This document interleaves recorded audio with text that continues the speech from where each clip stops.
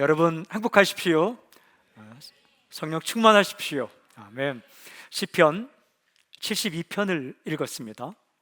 1절에 아주 중요한 노래가 나옵니다. 하나님이여, 주의 판단력을 왕에게 주시고 주의 공의를 왕의 아들에게 주소서. 여기서 왕, 그리고 왕의 아들은 1차적으로 누구를 가리킬까? 왕이면서 동시에 왕의 아들인 사람이 누구일까? 1절 바로 전에 기록되어 있는 표제어에 정보가 나와 있습니다. 솔로몬의 시라고 기록되어 있어요. 그러니까 우리가 알고 있는 솔로몬 왕을 가리킵니다. 솔로몬의 시라고 번역된 이 표현은 두 가지로 해석할 수가 있는데, 하나는 솔로몬을 위하여라고 번역을 할 수 있습니다. 이렇게 해석을 하면 다윗이 자신의 아들 솔로몬을 위하여 부른 노래가 됩니다. 이렇게 해석한다면 왕은 다윗 왕을 가리키고 왕의 아들은 솔로몬을 가리키게 되겠죠. 이렇게 해석할 수 있는 근거는 시편 72편 마지막 부분에 있는 이 구절 때문입니다. 18절부터 20절, 홀로 기이한 일들 행하시는 여호와 하나님 곧 이스라엘 하나님을 찬송하며 그 영화로운 이름을 영원히 찬송할지어다. 온 땅에 그의 영광이 충만할지어다. 아멘 아멘.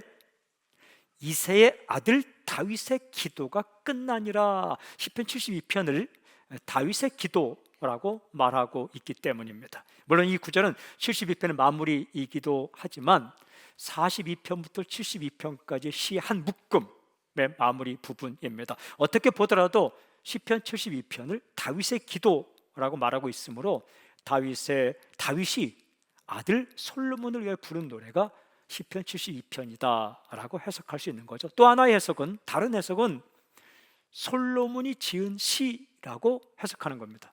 솔로몬의 시라는 말을 솔로몬이 지은 시, 이렇게 해석하면 솔로몬이 자신을 위해서 기도하는 거죠. 그래서 왕은 솔로몬 자신이 왕이고 왕의 아들은 아버지가 왕이니까 이렇게 표현하는 것이 되겠죠. 두 가지 견해가 다 가능합니다. 시를 읽어오면 두 가지로 읽어도 문맥이 다 통하게 되어 있는 거죠. 제가 이런 생각을 하게 되었어요. 분명히 아버지 다윗이 아들 솔로몬을 위하여 이 노래를 불렀을 것이다. 한 번 부르고 만 게 아니라 한 번, 두 번, 세 번, 네 번 불렀을 것이다. 우리네 아버지들이 술만 마시면 기분이 좋으면 부르는 18번 노래를 부르듯이 이 다윗이 아들 솔로몬을 위해 계속해서 어릴 때부터 이 노래로 기도했을 것이다. 아들 솔로몬은 자신을 위한 아버지 다윗의 노래를 기억하며 자기가 왕이 되었을 때 스스로 이 노래를 불렀을 것이다. 솔로몬도 한 번, 두 번 부른 것이 아니라 수없이 불렀을 것이다. 이런 생각이 들면서 참 마음이 따뜻해졌습니다. 아버지는 아들을 위하여 이렇게 노래 부르고 그 노래를 들으면서 아들이 성장했고 자신이 이제 다 자라 막중한 자리에 있을 때에 아버지의 노래를 기억하면서 자기 스스로 노래를 불렀다는 거죠. 이 모습을 상상해 보는데 그 모습이 정말 아름답더라고요. 질문, 어떤 노래를 부르고 있는가? 이렇게 기록되어 있어요. 하나님이여, 주의 판단력을 왕에게 주시고 판단력을 달라고 노래하고 있습니다. 판단력, 중요한 사실은 주의 판단력이라고 표현하고 있습니다. 세상에서 오는 판단력이 아니라 주의 판단력. 여기서 주라는 것은 당신입니다. 하나님의 판단력을 내게 주십시오. 이렇게 노래하는 겁니다. 질문이 있어요. 하나님의 판단력은 어떤 성격을 가지고 있을까? 바로 이어서 이런 노래가 나옵니다. 주의 공의를 왕의 아들에게 주셨어. 주의 공의, 공이란 바르다, 옳다라는 의미죠. 그러니까 이런 대전제를 갖고 있는 겁니다. 하나님의 판단은 바르다, 하나님의 판단은 옳다라는 거예요. 그렇죠. 하나님의 판단은 언제나 옳습니다. 하나님의 판단은 언제나 바릅니다. 그러니까 1절에서 주의 판단이라는 표현은 바른 판단력이라는 의미입니다. 이런 노래입니다. 바른 판단력을 내게 주소서. 바른 판단력을 내게 주소서. 왜 이렇게 노래하고 있을까요? 필요하기 때문입니다. 살다 보면 바른 판단력이 정말 필요하기 때문입니다. 그러나 우리는 부족하기 때문이죠. 여러분, 왕의 자리에 있으면 얼마나 판단하고 결정할 일이 많겠습니까? 잘 판단하고 결정해야 됩니다. 한번 삐끗해서 잘못 판단하고 결정하면 자신도 힘들지만 수많은 사람들의 눈에 피눈물 흘리게 만들 수 있기 때문입니다. 하지만 잘 판단하고 잘 결정하면 그 판단과 결정으로 인해서 사람들이 다 힘을 내고 희망을 가지고 살아가게 되는 거죠. 그래서 바른 판단력을 구하고 있습니다. 왕만 그렇습니까? 우리도 마찬가지입니다. 또 왜 이렇게 노래하고 있을까? 바른 판단력은 하나님께서 주시기 때문입니다. 이 좋은 판단력이 많은 경험에서 올 때가 있어요. 경험이 많으면 판단력이 높아질 수 있는 거죠. 하지만 상황이 수시로 바뀌기 때문에 과거의 경험에서 오는 판단력으로 100%지 옳은 판단할 수 없습니다. 경험이 많다고 해서 계속 발생하는 새로운 일들에 대해서 항상 올바른 판단을 할 수 없는 거죠. 또 좋은 판단력은 지식에서 올 수도 있습니다. 많은 지식을 가지고 있으면 그래도 이 좋은 판단력을, 바른 판단을 할 수 있죠. 하지만 인생이라는 게 객관적인 지식으로 풀 수 없는 수수께끼 같은 일이 얼마나 많은지 모릅니다. 우리가 학교 다니면서 그렇게 많은 일을 배워서도 자식 한 명 키우려면 정말 낑낑댑니다. 수학으로 풀 수 없고 통계로 풀 수 없고 자연과학 지식적인 이 지식으로 풀 수 없는 이 일들이 인생에서 얼마나 많이 발생하는지 모르죠. 바른 판단은 과거에서, 경험에서, 지식에서, 세상부터 오지 않고 하나님으로부터 오기 때문에 하나님을 향해 하나님의 판단력을 내게 주십시오 라고 노래하고 있는 거죠. 여러분, 판단력이 정말 중요합니다. 왕만 그럴까요? 아닙니다. 우리 모두가 다 그렇습니다. 우리는 하루에도 여러 번, 수십 번, 아니면 수백 번, 수천 번 판단하고 결정하며 살아갑니다. 한 번의 판단과 한 번의 결정에서 바른 결정을 하면 인생을 아름답게 만들 수도 있지만 잘못된 판단과 선택은 자신의 인생과 다른 사람의 인생을 돌이킬 수 없는 어려움에 몰아넣을 수가 있는 거죠. 시편 72편 시작 부분 1절에 나오는 이 노래, 바른 판단력을 내게 주소서. 저는 이 노래가 이번에 아주 강하게 마음에 들어왔습니다. 그래서 오늘 메시지 제목으로 정했습니다. 이 노래를 간절히 부르고 하나님께 주시는 바른 판단력을 받게 되는 은혜가 오늘 저에게, 당신에게, 그리고 당신의 가족에게 임하기를 저는 선포합니다. 제가 질문이 생겼어요. 바른 판단력, 하나님께 주시는 판단력을 얻게 되면 내게 어떤 일이 일어날까? 내 인생에 어떤 일이 일어날까? 결론, 좋은 일이 일어납니다. 좋은 일. 다시 질문, 바른 판단력을 얻게 되면 내게 어떤 유익이 있을까? 이 질문을 가지고 차근차근 다시 읽어보니까 시편 70편의 이 노래가 바로 이어지는 2절 이후에 바른 판단력, 하나님께 주시는 올바른 판단력이 가져다주는 유익함에 대해서 계속해서 노래하고 있더라고요. 판단력을 잘못 가지면 이런 어려운 일을 당한다라고 노래하지 않고 바로 2절부터 바른 판단력을 가지면 이런 유익함이 있다, 좋은 일이 일어난다를 노래하고 있었습니다. 제가 그 노래를 따라가면서 바른 판단이 가져다주는 유익에 대한 노래를 묵상하기를 원합니다. 첫 번째는 바른 판단력은 억울함을 풀어주고 평강을 준다라는 거예요. 하나님께 주시는 바른 판단으로 판단하고 선택하면 평강이 임한다. 왜? 평강이라는 것은 정의와 함께 가기 때문에 그렇습니다. 여러분, 바른 길을 갈 때 평안이 임해요. 고속도로 운전할 때에 길 잘못 들면 마음이 어떻습니까? 평강이 깨집니다. 자신의 평강만 깨집니까? 옆에 타고 있는 사람과 평강이 깨집니다. 너는 그쪽으로, 속도가 막 나고 길이 뻥뻥 뚫려 있으면 평안이 임합니까? 아니면 더 힘듭니다. 평강은 정의와 함께 가기 때문에 바른 판단은 우리에게 평강을 준다. 이어지는 2절 3절 이렇게 되어 있습니다. 그가 주의 백성을 공의로 재판하며 주의 가난한 자를 정의로 재판하리니 의로 말미암아 산들이 백성에게 평강을 주며 작은 산들도 그리하려다. 바른 판단력을 가지게 되면 어떻게 하게 될까? 그가 주의 백성을 공의로 재판, 주의 가난한 자를 정의로 재판. 공의로 재판한다는 건 바르게 재판한다. 정의로 재판한다는 것은 옳게 재판한다, 판단한다. 그 결과가 무엇입니까? 이렇게 되어 있죠. 평강을 주며. 샬롬, 평강. 여러분, 성경에서 나오는 단어 가운데 정말 중요한 단어가 몇 가지인데 그 중에 한 가지가 평강이란 단어인데 샬롬입니다. 히브리어 샬롬. 예루살렘이라는 것은 예루는 이르, 도시란 뜻입니다. 샬롬은 샬렘은 그 평강, 이르샬라임인데 그 예루살렘이죠. 평화의 도시. 얼마나 평강이 중요하면 그 예루살렘이라는 하나님의 도시에 이름이 붙여져 있습니까? 샬롬, 평강이 임한다. 하나님께서 이 바른 판단을 하게 되면 주시는 선물이 있는데 그게 평화다라는, 평화다. 이 평화의 모습을 아주 시적으로 강력하게 표현을 하는데 바로 이어지는 4절. 그가 가난한 백성의 억울함을 풀어주며 궁핍한 자의 자손을 구원하며 압박하는 자를 꺾으리로다. 이 표현이 마음에 들어왔어요. 억울함을 풀어주며. 평강 중에 평강은 억울한 마음이 없는 거예요. 억울함, 슬픈 경험이죠. 언제 억울합니까?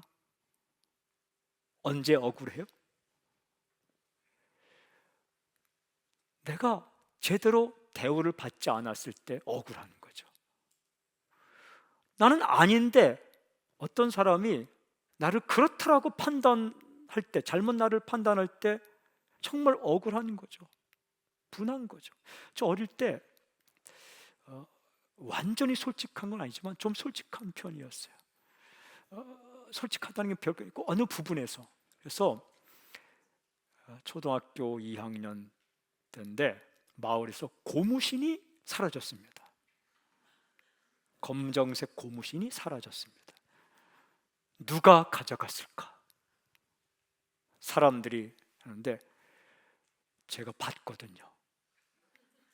옆집 누나가 그 고무신을 들고 가는 것을 보았습니다. 내가 봤습니다. 옆집 저 누나가 고무신을 가져갔습니다 라고 솔직하게 이야기를 했습니다. 왜? 학교에서 배웠기 때문에. 도둑질은 나쁜 것이다, 거짓말하면 안 된다. 근데 그 누나는 아니다. 근데 동네 사람들이 제가 착함에도 불구하고 나이가 어리다는 이유 때문에 제 말을 들어주지 않았습니다. 모르겠어요. 뒷거래가 있었는지 모르겠지만 그 누나의 말, 검은 봉지를 가져갔다. 검은 봉지를 가져갔지 고무신을 가져간 건 아니다. 저는 여러분 초등학교 2학년이 봉지와 고무신을 구분 못합니까? 우리 영유아부 그 초등부에 나오는 2학년 가운데 초등부 2학년 가운데 그 신발과 신발 봉지를 그 봉투를 구분하지 못합니까? 얼마나 억울한지 몰랐어요 그때. 제가 지금도 이야기하지 않습니까 지금?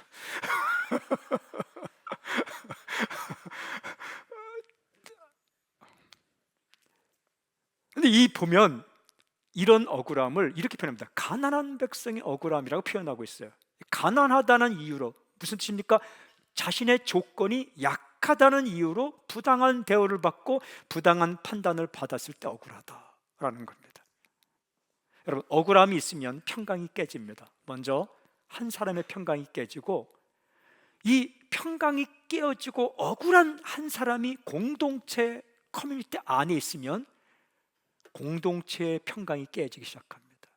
가족이 5명이면 그 중에 1명이라도 억울함이 있으면 그 한 사람으로 말미암아 가족의 평강이 깨어지게 됩니다. 사회도 마찬가지입니다.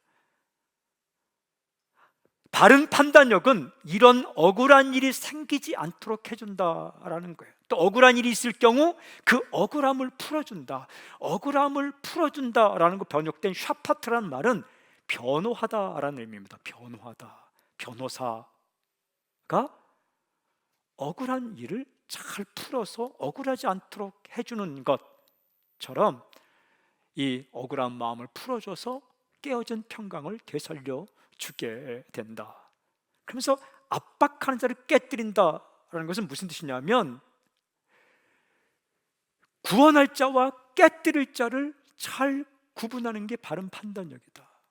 벌을 내릴 자와 상을 줄 자를 정확하게 판단하게 되면 평강이 임하게 된다. 여러분, 벌을 내릴 자에게 상을 주고 상을 내릴 자에게 벌을 준다면 이게 평강이 깨지고 억울함이 생기면 그것 때문에 공동체에 샬롬이 깨지게 된다. 언젠간 그게 분출되는 날 싸움이 일어나고 폭력이 일어나고 그렇게 되는 거죠. 바른 판단은 억울함을 풀어주고 평강을 준다. 얼마나 좋은 겁니까?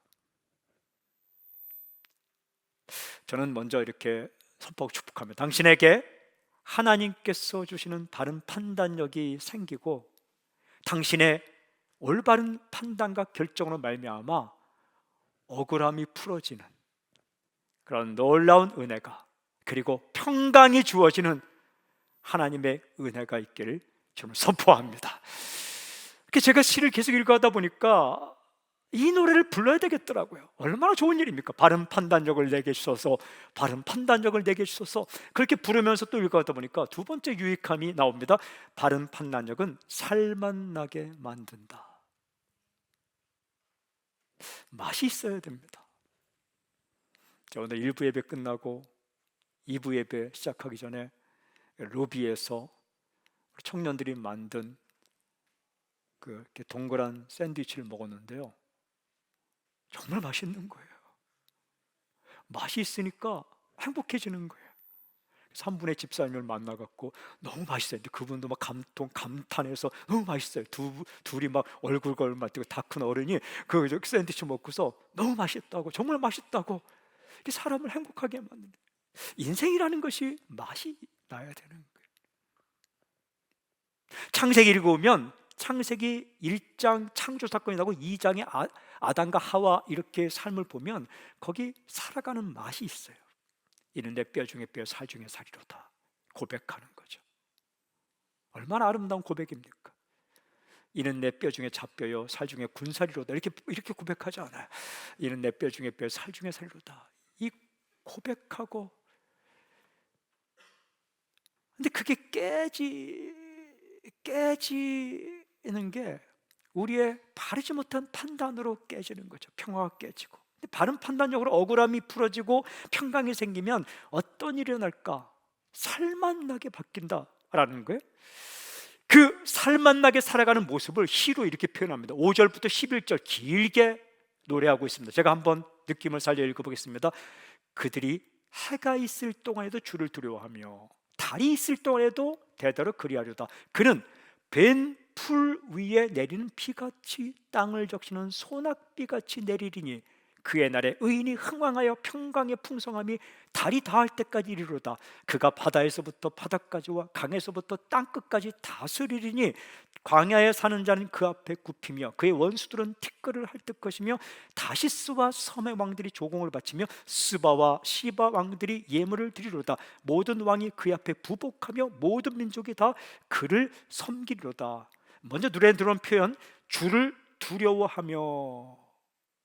이게 뭐가 살맛이 난다는 이야기일까? 이것은 사람들이 하나님을 두려워하게 된다라는 거예요. 벌벌 떨며 무서워하는 게 아니라 하나님의 임재를 느끼면서 바른 길을 가려고 한다라는 겁니다. 이것이 회복의 시작이에요. 바른 판단을 하면 잘못된 길을 선택하며 가는 사람들이 하나님의 임재를 느끼며 하나님을 두려워하기 시작한다. 어떤 결과? 의인이 흥왕하여 평강의 풍성함이 달이 닿을 때까지 이르되. 의인, 바른 길을 가는 사람들이 흥왕한다. 바르게 사업하고 바르게 가는 사람들이 이게 흥왕하고 평강의 풍성함이 달이 닿을 때까지 계속해서 평강이 풍성하게 임한다.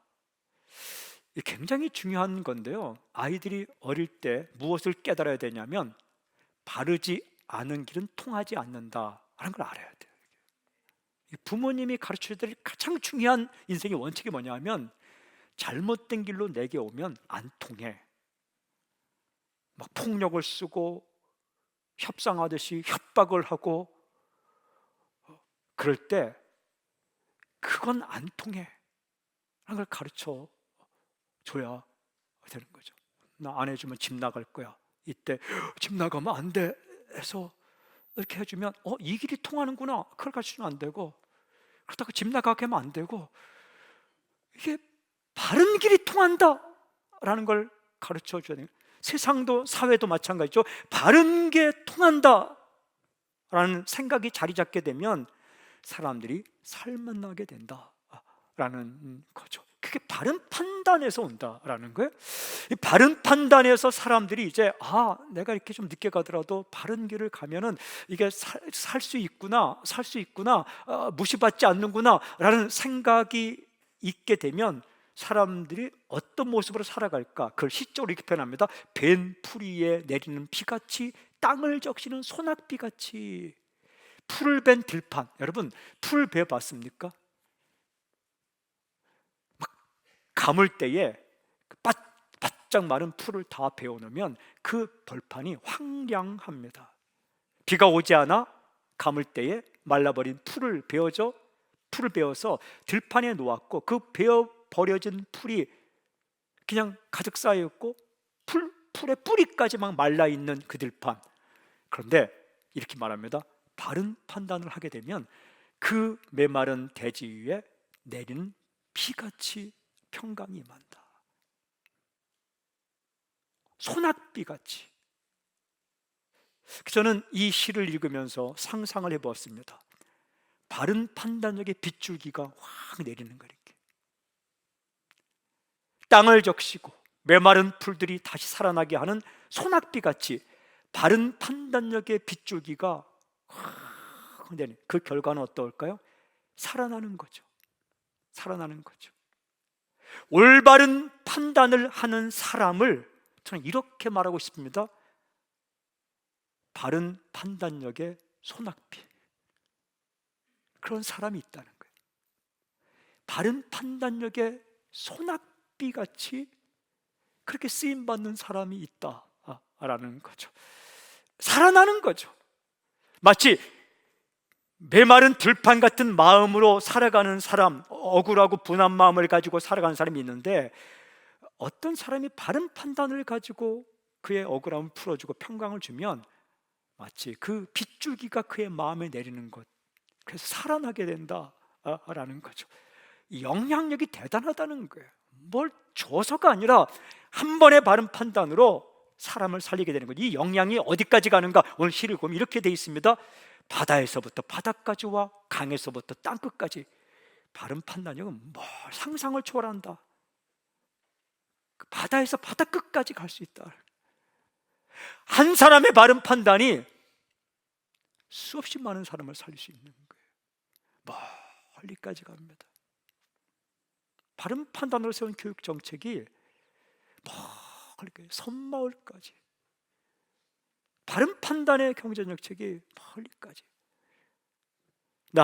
내 한 사람의 바른 판단이 상상을 초월하게 멀리까지 가게 된다. 근데 멀리까지 가게 되는데 정말 가장 강력하게 그 바른 판단의 영향이 다가오는 사람은 누구일까? 이어지는 12절부터 14절 이렇게 들어갑니다.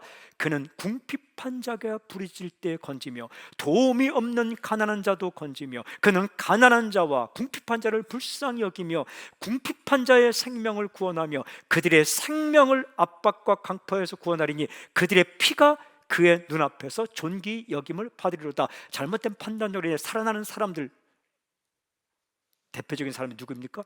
도움이 없는 가난한 자. 이 사람들은 판단이 잘못될 때 가장 고통받는 사람들입니다.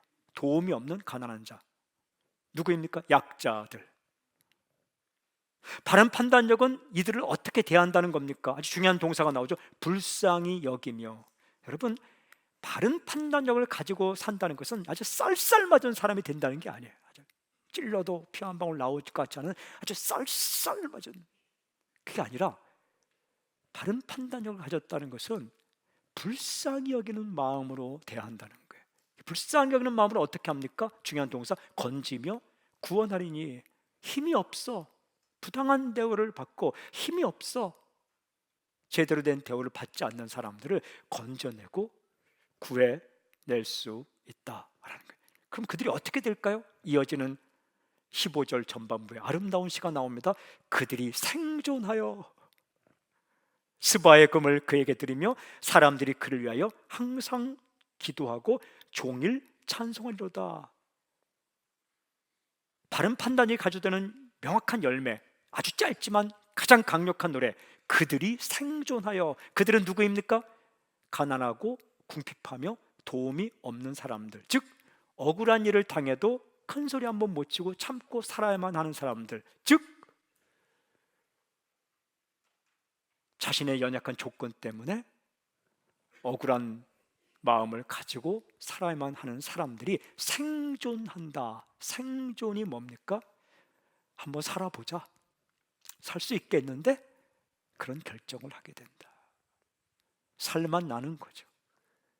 바른 판단력은 사람을 살만 나게 살게 만든다. 어느 정도까지 사느냐? 이렇게 돼 있어요. 스바의 금을 왕에게 가져온다. 왕이 바른 판단력을 가지고 하면 억울함이 풀려서 살아보자 하고서 어디까지 살아가느냐? 스바의 금을 구해와서 왕에게 드릴 정도로 살아난다. 스바의 금은 그 당시에 최고의 아이템입니다. 오늘날 사람들이 선물로 받으면 가장 기뻐하는 최고의 아이템이 뭔지 모르겠습니다. 그 당시는 스바의 금입니다. 스바에서 나는 금, 그것을 구하러 간다는 거예요. 왜? 자신에게 살맛나게 해준 그분에게 드리고 싶어서 가서 금을 구해서 그걸 가지고 와서 드린다. 선물하고 싶은 마음이 생긴다는 건 살맛이 난다는 거예요.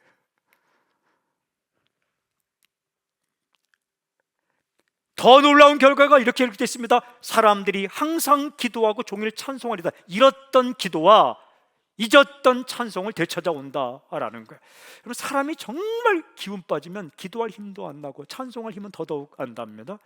무기력증에 빠지게 됩니다. 그런데 이 영혼이 살아나는 거죠. 영혼이 살아나는 거예요. 제가 이 모습을 상상해 보았습니다.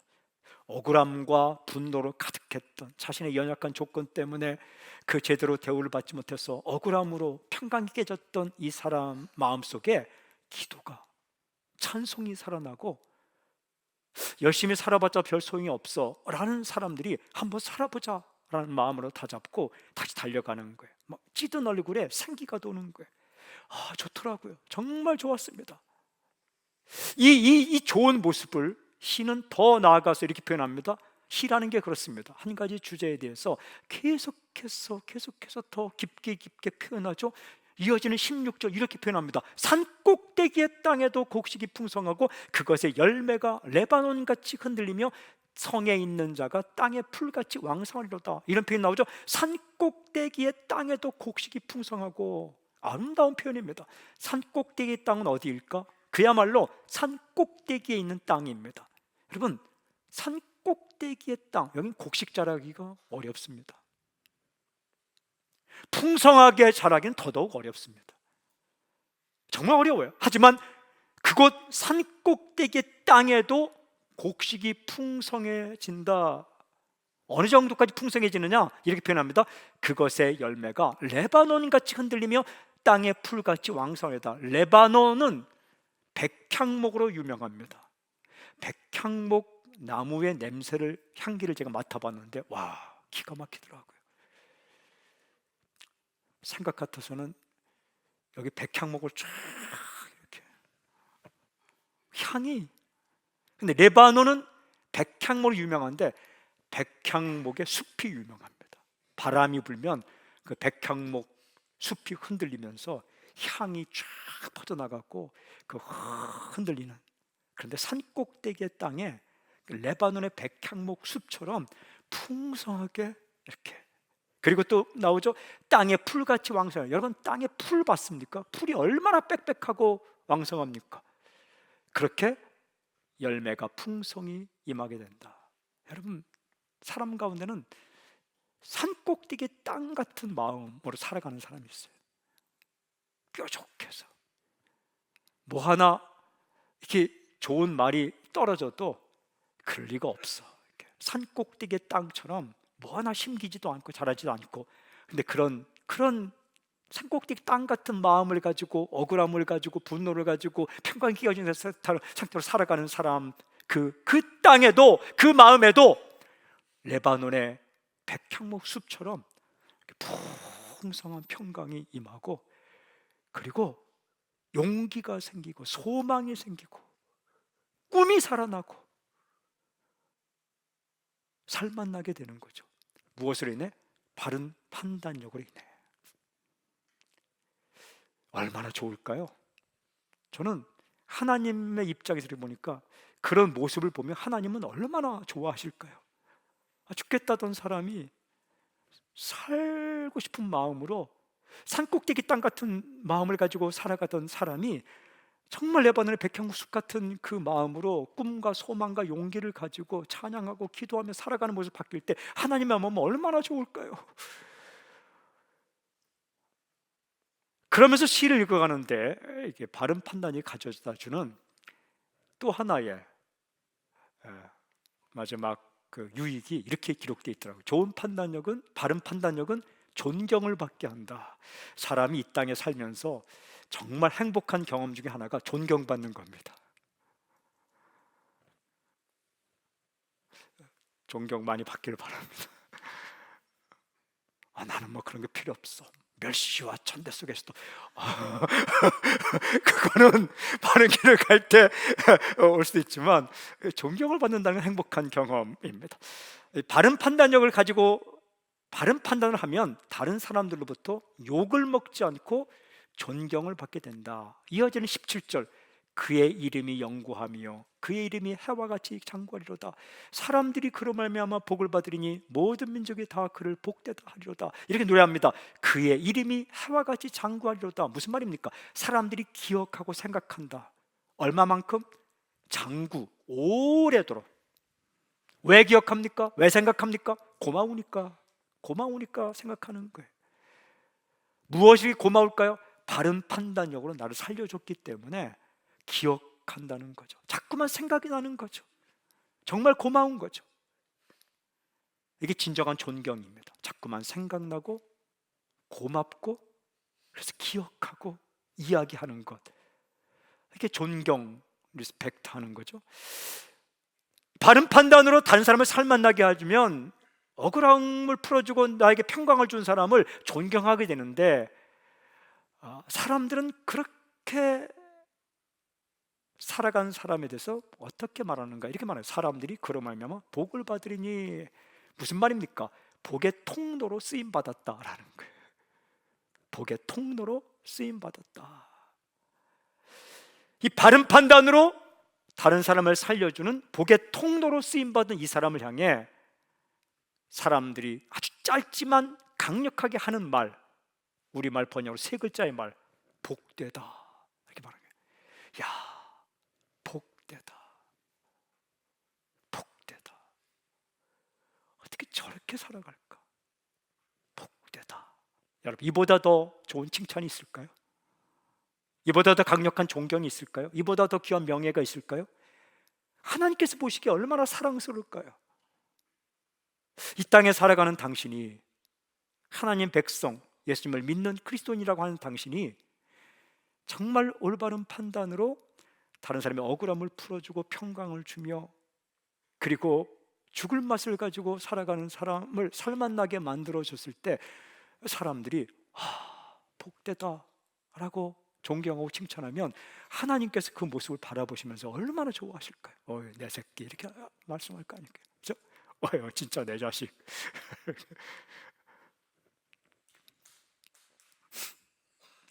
제가 이제 이렇게 설교를 다 쓰고 바른 판단력을 내게 해주소서, 바른 판단력을 내게 해주소서, 바른 판단력을 내게 해주소서라고 저를 위해 기도하고 저의 가족을 위해 기도하고, 특별히 사랑하는 사람 살리는 교회 성도님들을 위해서 기도하고, 특별히 사람 살리는 교회에 우리 다음 세대 친구들과 젊은이들을 위해서 더 특별히 막 기도했습니다. 행복했습니다. 그러면 생각하게 되었어요.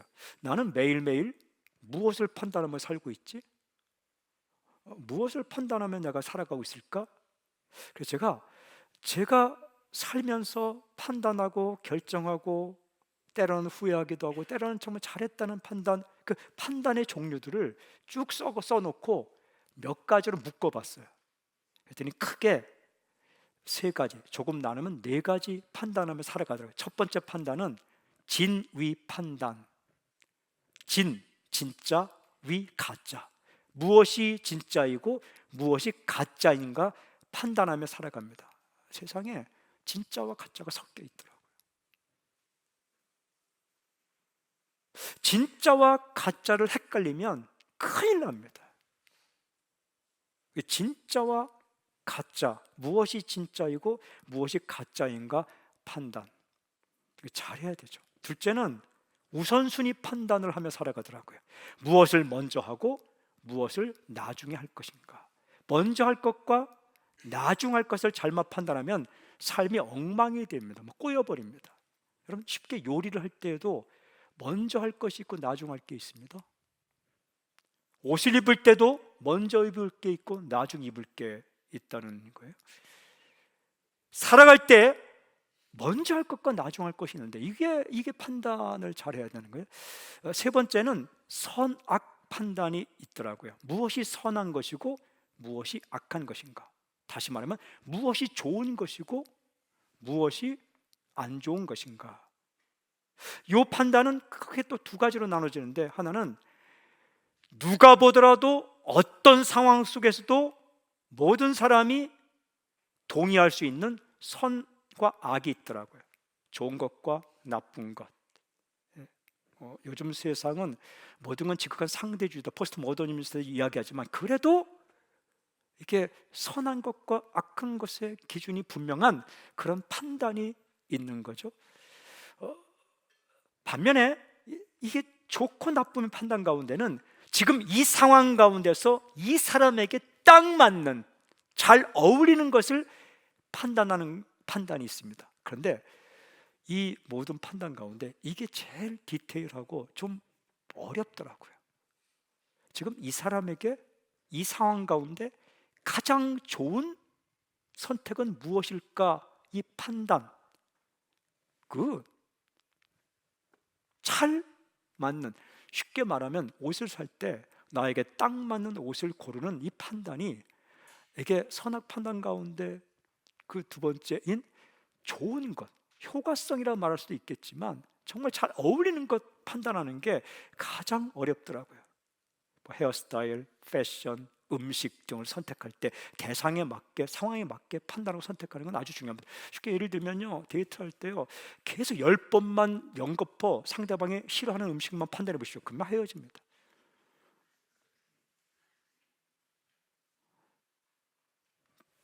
고민해서 판단했는데 상대방이 싫어하는 것만 10개 딱 처음 나가는데 싫어하는 헤어스타일, 딱 나오는데 싫어하는 옷, 매무새, 그리고 딱 선택하는데 음식도 가장 먹지 못하는 거, 싫어하는 거, 더군다나 알레르기 있는 거, 그리고 딱 그 밥 먹고 어디 가자 했는데 가장 싫어하는 장소, 그리고 소개시켜주는데 가장 싫어하는 사람, 영화 보자는데 가장 싫어하는 호러물 막 같은 거 보고 자기는 좋다고 낄낄거리고 뭐 그러면 거기서 끝나는 겁니다. 이제 조금 더 갈 필요 없습니다. 이게 여러분, 수영장에 한복 입고 가고 등산할 때 수영복 입고 가면 안 되는 거잖아요. 마음 어려워지잖아요. 말도 그래요. 때에 맞는 말을 한마디 하는 게 중요한데 그게 쉽지가 않다는 거예요.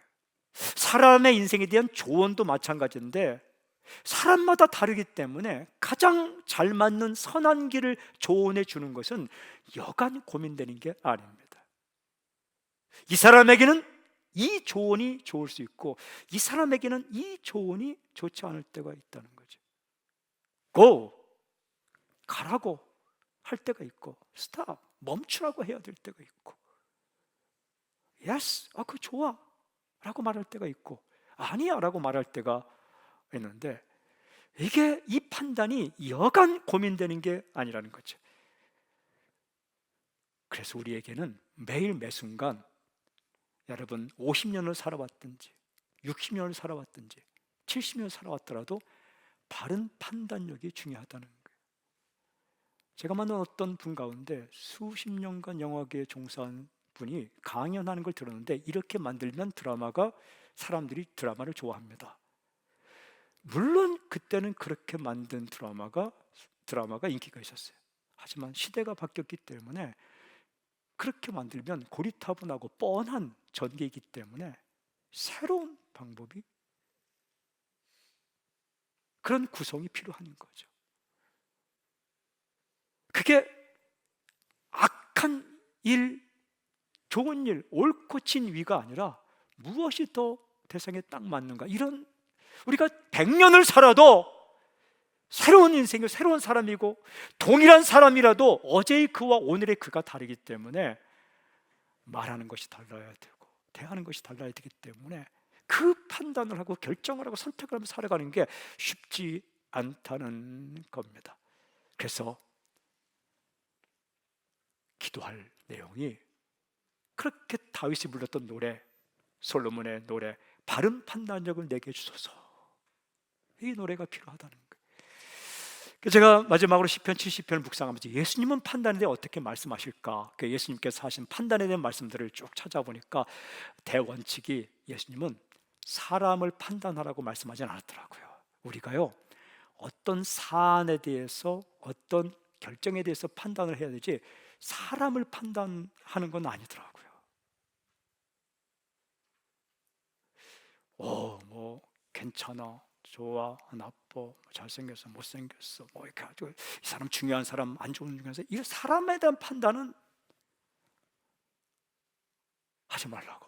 그런데 예수님 기사님 말씀 가운데 판단에 대한 이런 말씀이 있더라고요. 제가 성경을 그렇게 많이 읽었는데도 이 말씀이 있는지 몰랐어요. 그리고 요한복음에 대해서 특별히, 요한복음을 수없이 많이 읽었고 설교도 많이 했고 강해 설교도 많이 했는데, 요한복음에 이런 말씀이 있는지는 이번에 처음 알았어요. 죄송해요, 여러분들이 저를 뭐 미워한다면 어쩔 수 없겠지만, 제가 이 말씀을 이번에 알고 처음 이런 말씀이 있는 걸 처음 알았거든요. 죄송해요, 목사가 그 말씀이 있었던 걸 처음 읽었죠. 읽었는데 그런 말씀이 있다는 걸 기억을 못하는 거죠. 그런데 이번에 찾으면서 요한복음 7장 24절 이런 말씀이 있더라고요. 외모로 판단하지 말고 공의롭게 판단하라. 예수님 하신 말씀이에요. 무슨 말씀입니까? 껍데기에 정신 팔려서 잘못된 판단하지 말고 정신 차리고 바른 판단하라, 이런 말씀이에요. 공의는 바른 판단, 외모는 껍데기 하는 거죠. 누구를 향해 하신 말씀일까? 성경 읽어보니까 예수님을 이상히 여긴 사람들, 그리고 예수님을 향해 귀신 들렸다고 판단한 사람들 향해 하신 말씀이더라고요. 사람들이 예수님의 외모와 하는 행동 보고 귀신 들렸다, 저 이상한 사람이다 판단한 사람들, 그리고 잘못 이해하여 예수님을 죽이려고 하는 사람들을 향해 하신 말씀입니다. 예수님께서 들으시는 하나님의 율법, 그 하나님의 율법의 본래 의미를 모르면서도 잘 안다고 생각하여 예수님을 죽이려고 한 사람들 향해 껍데기로 판단하지 말고 바른 판단을 하라, 이 말씀을 하셨더라고요. 다시 말하면 수박 겉핥기식으로 겉만 보면서 바른 판단하지 못하는 사람들, 그리고 그 바른 판단, 옳지 않은 판단을 가지고 사람들이 이끌려고 하는, 정말 눈멀고 사람들을 이끌려고 하는 사람을 향해 주신 말씀이, 외모로 판단하지 말고 공의롭게 판단하라, 속지 말고 바른 판단하라 라는 말씀입니다. 여러분, 이 모습이 예수님 당시의 사람들만의 모습일까요? 아닙니다. 우리 모습입니다. 주님은 우리에게, 동일하게 말씀하십니다. 외모로 판단하지 말고 공의롭게 판단하라. 무슨 뜻입니까? 세상에 속지 말고, 껍데기에 정신 팔리지 말고, 진짜와 가짜, 먼저 할 것과 나중 할 것, 무엇이 옳고 무엇이 그른지, 그리고 내가 만나는 사람, 그리고 이 상황 가운데 무엇이 더 어울리고 무엇이 더 정말 좋은 말, 선택, 결정, 태도인지를 정말 하나님의 은혜로 말미암아 바른 판단을 하라, 이 말씀입니다. 사랑하는 여러분, 바른 판단은 억울함을 풀어주고 평강을 줍니다. 바른 판단은 사람을 살만나게 만들어 줍니다. 바른 판단은 당신이 존경을 받게 만듭니다. 그래서 우리가 평생 세월이 흘러가도 어떤 상황이 있어도 불러야 할 노래가 바른 판단력을 내게 주십시오. 노래. 시편 72편의 이 노래, 바른 판단력을 내게 주셔서 이 노래가 당신의 노래가 되길 주님을 선포합니다. 주님을 찬양합니다. 아멘. 할렐루야. 아멘.